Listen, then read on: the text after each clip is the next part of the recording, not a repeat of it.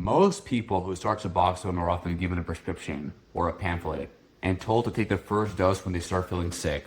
What they're not told is that if they take it at the wrong time, it can trigger something called precipitated withdrawals, which can feel like the worst withdrawal of their life within minutes. And that's one thing patients are never properly warned about before starting this medication. In this video, I'm going to walk you through what Suboxone actually does to your brain, what to expect in the first week, and the mistakes that often derail treatment. Hi, I'm Dr. Shirman. I'm a board-certified addiction medicine physician. On this channel, I break down addiction treatment, recovery, and the things most patients are never told in the doctor's office. Let's start with what Suboxone actually is. Suboxone is actually two medications combined into one. It is composed of both buprenorphine and naloxone. Buprenorphine is what does the actual heavy lifting. It's what is called a partial opioid agonist. That means it attaches to the same receptors other opioids do in your brain, but it does not produce the same effects. It has what we call a ceiling effect. At a certain point, taking more of it doesn't increase the effect. So it is not a high, it's an actual stabilizer. Naloxone is the second ingredient. It is included primarily as an abuse deterrent. When Suboxone is taken under the tongue, then naloxone has little to no effect. But if someone tries to inject naloxone, then naloxone can become triggered and induce withdrawals. Together, these two medications are FDA approved, evidence-based, and are proven to save lives. It's important to know why timing matters when you're first dosing Suboxone. This is the most important part of the entire video. You need to be in mild to moderate withdrawal before starting the medication. You feel terrible, you want relief.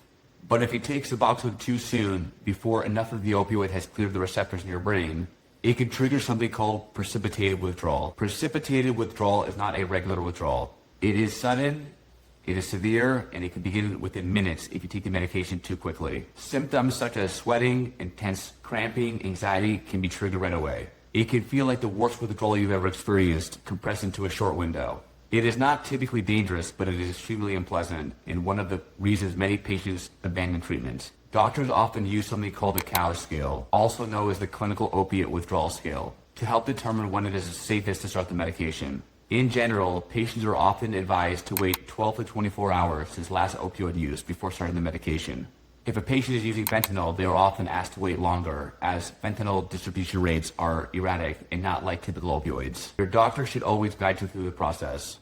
But understanding what the medication does is only part of the story. The real question most people have is, what is the medication going to feel like once I first start taking it? To understand that, you have to understand what opioids do to the brain.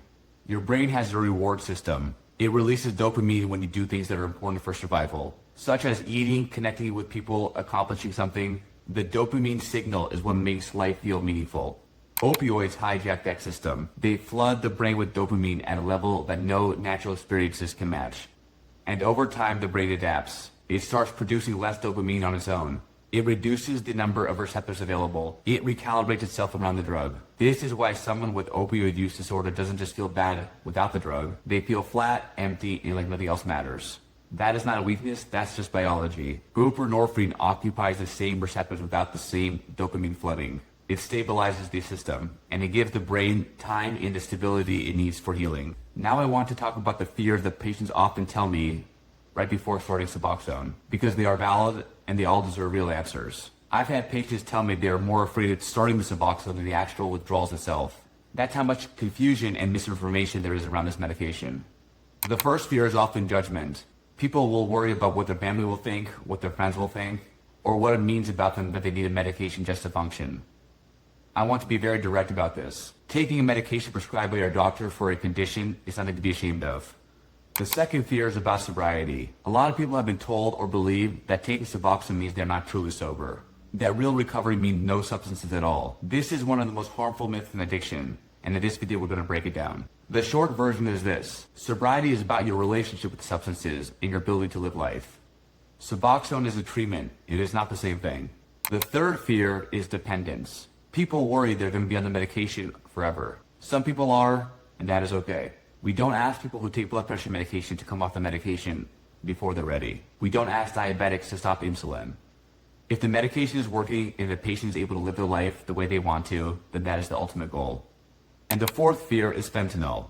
This one is real, and it changes a lot about how Suboxone inductions work these days. I want to set accurate expectations for the first week, because a lot of patients stop treatment early when they feel off and assume something is wrong.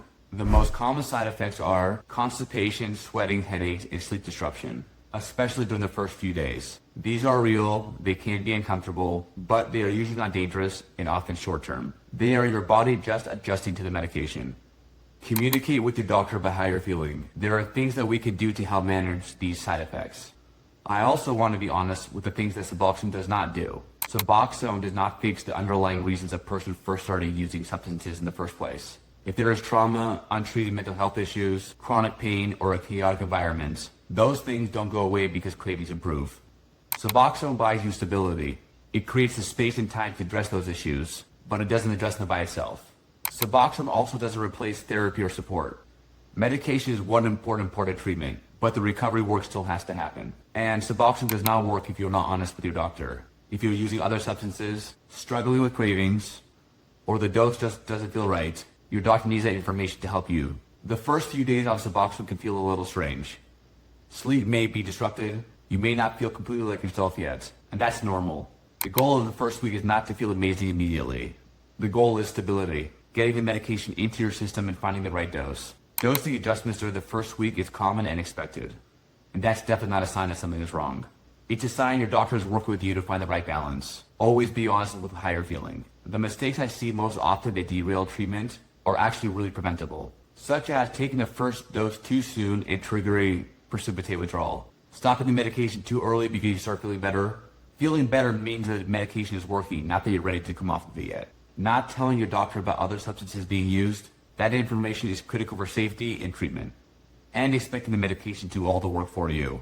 Suboxone removes one of the biggest barriers there is to treatment, cravings and withdrawal. But recovery itself is an active process. I want to end this with, Suboxone is a medical treatment. It's not cheating, it's not a crutch, and it is definitely not a failure. We don't tell people with diabetes to stop insulin because they should manage their blood sugar through willpower. We don't tell people with heart disease that real recovery means getting off all their medications. Opioid use disorder is a chronic brain disease, and Suboxone is one of the most effective treatments we have for it. When it's used correctly and explained properly, it works. You deserve to actually understand your treatment, and that's why this channel exists. Next week, we're going to tackle one of the most common questions I get from patients and families. Is Suboxone just replacing one addiction for another? It's a fair question, and the answer surprises a lot of people. Subscribe so you don't miss the next video. If you're starting Suboxone or considering treatment, I'd love to hear where you are in the process. Let me know in the comments. If you found this helpful, make sure you subscribe so you don't miss a new video every week. Or if you have a family member or someone you love navigating addiction treatment and you're not sure how to support them, I put together a free guide called the Family Guide to Addiction Treatment. It covers what to say, what not to say, and how to actually help. The link is in the description below. I'm Dr. Jonathan Shirman, and I'll see you in the next video. Thank you.